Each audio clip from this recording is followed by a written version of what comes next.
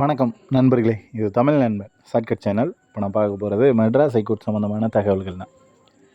என்ன அப்படின்னு பார்த்தீங்கன்னா, நம்ம எல்லா தேர்வுகளுக்குமே அதாவது எக்ஸாம்ஸ் அப்படின்றது எழுதியாச்சு. OAMSLC watchman, examiner, reader, பெய்லீஃபு. So இதில் வந்து எக்ஸாமினர், ரீடர், பெய்லீஃப் பார்த்தீங்க அப்படின்னா பாதியோடு நிற்கிது. முக்கால்வாசி முடிஞ்சுது அப்படின்னே சொல்லலாம். OAMSLC வாட்ச்மேன் அப்படின்றது ஸ்டார்டிங் ஸ்டேஜ்லேயே இருக்குது. ஸோ அந்த மாதிரியான ப்ரொசீஜரில் ஸ்டாப் ஆகி நின்றுக்கிட்டு இருக்குது. ஸோ இப்போ இருக்கிற நிலைமைக்கும் இப்போ இருக்கிற கால சூழ்நிலைக்கும் கிட்டத்தட்ட பார்த்தீங்க அப்படின்னா, ஏன்னா கோர்ட்டை பொறுத்தளவுக்கு இந்த மாதிரி ஒரு வேக்கண்ட்டுக்கு வந்து ஒரு வருஷம் டைமிங் அப்படின்ற மாதிரிலாம் எடுத்ததில்லை. ஆல்மோஸ்ட் பார்த்தீங்க அப்படின்னா ஒரு வருஷமே ஆக போகுது. இன்னும் ஒரு 2-3 மாதங்கள் வந்துச்சு அப்படின்னா ஒரு வருஷம் முழுசாகவே முடிஞ்சிடும். அந்த அளவுக்கு இந்த அளவுக்கு வந்து டைம் எடுத்திருக்காங்களா அப்படின்னா கண்டிப்பாக இது வரைக்கும் எடுத்தது கிடையாது.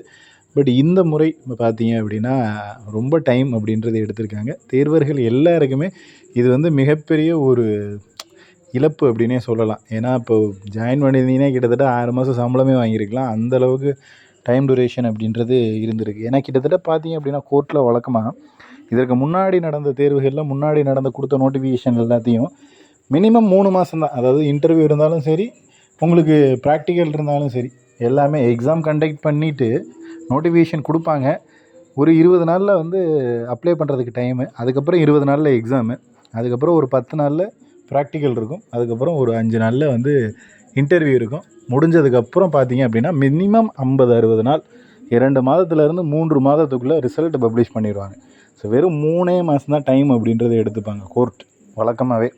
அந்த 3 மாதத்தில் பார்த்தீங்க அப்படின்னா எல்லா ப்ரொசீஜருமே, இன்டர்வியூ இருக்கிற போஸ்டிங்காக இருந்தாலும் சரி, இன்டர்வியூ இல்லாத போஸ்டிங்காக இருந்தாலும் சரி, ப்ராக்டிக்கல் இருக்கிற போஸ்டிங்காக இருந்தாலும் சரி, ப்ராக்டிக்கல் இல்லாத போஸ்டிங்காக இருந்தாலும் சரி, இதை எல்லாத்தையுமே உடனடியாக நடத்தி முடிச்சுட்டு போஸ்டிங் போடுறது அப்படின்றது ரொம்ப ஃபாஸ்ட்டாக இருக்கும். ஸோ மெட்ராஸ் ஹைகோர்ட் பொறுத்தளவுக்கு அவ்வளோ ஃபாஸ்ட்டாக எல்லா விஷயத்தையும் பண்ணுவாங்க அப்படின்ற மாதிரியான ஒரு சூழ்நிலையை வந்து இதற்கு முன்னாடி நடந்த நோட்டிஃபிகேஷன் எல்லாத்தையும் கொடுத்து வச்சுருந்தாங்க. பட் இப்போ வந்து பார்த்தீங்க அப்படின்னா அதற்கு கொஞ்சம் நேர்மாறாக இருக்குது அப்படின்னு தான் சொல்லணும். ஏன்னா இப்போ ரெக்யூர்மெண்ட் போர்டு புதுசாக ஸ்டார்ட் பண்ணுறப்பவே அவங்க அவ்வளோ ஃபாஸ்ட்டாக எல்லாமே பர்ஃபெக்டாக பண்ணினாங்க. பட் ரெக்யூர்மெண்ட் போர்டு நாட்கள் ஆக ஆக வருடங்கள் கடக்க கொஞ்சம் அது மந்த நிலைமையில் ஸ்லோ அப்படின்ற மாதிரி போயிடுச்சு. இதுதான் இப்போதைக்கு இருக்கிற நிலைமையாக இருக்குது. பட் இதுக்கு வந்து நம்ம என்ன பண்ணலாம்? ஸோ தேர்வர்களாகிய நம்ம வந்து என்ன பண்ணலாம்? இதுக்கு என்ன பண்ணுனா சொல்யூஷன் அப்படின்றது கிடைக்கும் அப்படின்ற மாதிரியான தகவல்கள் என்னென்னா, நம்ம இப்போவும் வந்து வெயிட் பண்ணி பார்ப்போம். இன்னும் ஒரு 10 டேஸ் 15 டேஸ் அப்படின்றது வெயிட் பண்ணலாம். ஸோ அதற்கு மேலேயும் வந்துட்டு இதற்கு எந்த ஒரு விடிவு காலமும் பிறக்கலை, எந்த ஒரு நல்ல நியூஸ் வரல, ஒரு ரிசல்ட் வரல, அதற்கடுத்த அப்டேட் எதுவுமே கொடுக்கல, எந்த ஒரு இன்ஃபர்மேஷனுமே நமக்கு கிடைக்கல, வேறு ஏதாவது அப்டேட் அப்படின்றது வரலை அப்படின்ற பட்சத்தில் ஆல்டர்னேட்டிவாக நம்மளும் வந்து ஏதாவது ஒரு வழிகளை தான் சூஸ் பண்ணுற மாதிரியான விஷயந்தான் அது இருக்கும். அதாவது கவர்மெண்ட் சைடில் ஒரு கோரிக்கை கொடுக்கறது, ஒரு கோரிக்கை விடுறது, இந்த மாதிரியான விஷயங்கள் அப்படின்றதில் வந்து நம்ம கொடுப்போம். ஏன்னா நம்ம கோரிக்கை மனுவாக கொடுக்கும்போது அதை வந்துட்டு அப்போயாவது மேபி கொஞ்சம் சீக்கிரமாக நமக்கான வழிகள் பிறக்கிறதுக்கான வாய்ப்புகள் இருக்குது அப்படின்னு எதிர்பார்க்கலாம். ஏன்னா இந்த தேர்வுக்காக கிட்டத்தட்ட எவ்வளோ பேர் வெயிட் பண்ணிக்கிட்டு இருக்கோம், எவ்வளோ பேர் இந்த ஒரு தேர்வுக்காக எக்ஸாம்ஸ் எழுதிட்டு நல்ல மார்க் வாங்கிட்டு கன்ஃபார்மாக கிடைக்கும் அப்படின்ற பொசிஷன்லேயே நிறைய பேர் வெயிட் பண்ணிக்கிட்டு இருக்கோம். ஸோ அதனால் வந்துட்டு நம்ம இதுக்கடுத்து ஒரு கோரிக்கையாக கவர்மெண்ட் சைடில் இன்னும் ஒரு 10-15 நாள் பார்க்கலாம். அதுக்கப்புறமும் எந்த ஒரு அப்டேட்டும் வரலை, எந்த தகவலும் இதை பற்றி கிடைக்கல அப்படின்னா, ஏன்னா இது வந்து சுத்தமாக எந்த சைடில் இருந்தும் யாருக்கிட்ட இருந்தும் எந்த தகவலுமே இல்லாத மாதிரி இருக்குது.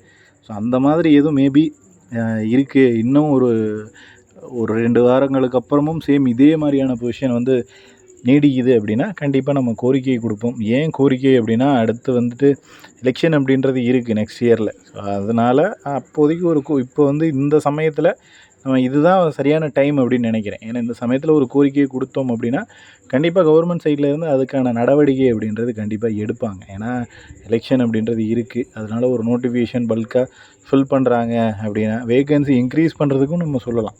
சேம் இதே தான். ஏன்னா இப்போ வந்து கொடுத்துருக்குற வேக்கண்ட் அப்படின்னா இதை மட்டும் ஃபில்லப் பண்ணுறதை தாண்டியும் இருக்கக்கூடிய எல்லா வேக்கண்ட்டையும் ஃபில்லப் பண்ணுங்க அப்படின்ற மாதிரியான கோரிக்கையும் கொடுக்கலாம். சீக்கிரமாக ரிசல்ட் கொடுக்கணும் அப்படின்ற 2 கோரிக்கையையும் முன்னிறுத்தி நம்ம ஒரு கோரிக்கை அப்படின்ற மாதிரி வைப்போம். அது வந்து ஃப்யூச்சரில் அதை பண்ணலாம். பட் இதுக்கப்புறம் வராமல் இருக்குது அப்படின்ற பட்சத்தில் அதை பார்த்துக்கலாம் அப்படின்றத சொல்கிறோம். ஏன்னா வந்துட்டு நம்ம எதுவுமே பண்ணாமல் இருக்கிறதுக்கு ஏதோ ஒரு முயற்சி, நம்மளால் முடிஞ்ச ஒரு சிறு முயற்சி மூலயமா நமக்கான ஒரு ரிசல்ட்டை கிடைக்க வைக்கிறது அப்படிங்கிறது ஒரு நல்ல விஷயமாக தான் இருக்கும். ஸோ வெயிட் பண்ணி பார்ப்போம் என்ன மாதிரி இருக்குது அப்படின்றத. இதுக்கப்புறம் அடுத்தடுத்த சூழ்நிலைகள் தான் நமக்கு என்ன ப்ரொசீஜரில் என்ன மெத்தடில் போகலாம் அப்படிங்கிறத வந்து நிர்ணயிக்கும். நிறைய ஓஏ மசால்ச்சி தேர்வு எழுதின நபர்கள் கேட்டுக்கிட்டே இருக்கீங்க கட் ஆஃப்னு. பட் கட் ஆஃப் பொறுத்தளவுக்கு 100க்கு 100% சரியாக வந்து சொல்ல முடியாது யாராலையுமே. ஏன்னா டிஸ்ட்ரிக் வைஸ் அப்படின்றதுனால ஒரு டிஸ்ட்ரிக்ட்லேயும் ஒரு டிஸ்ட்ரிக்டில் 60 எடுத்தாலும் வேலை கிடச்சிரும், ஒரு டிஸ்ட்ரிக்டில் 90 எடுத்தாலும் கிடைக்காம இருக்கும். அது உங்களோட டிஸ்ட்ரிக்கும் உங்களோட கம்யூனிட்டியை பொறுத்து சேஞ்ச் ஆகும். பட் நம்ம கொடுத்த கட் ஆஃப் எல்லாமே பார்த்தீங்க அப்படின்னா 100க்கு 90% அப்ராக்சிமேட் கட் ஆஃபு. ஆனால் அதில் 90% கம்பல்சரி ஃபிக்ஸ் ஆகி தான் வந்திருக்கு.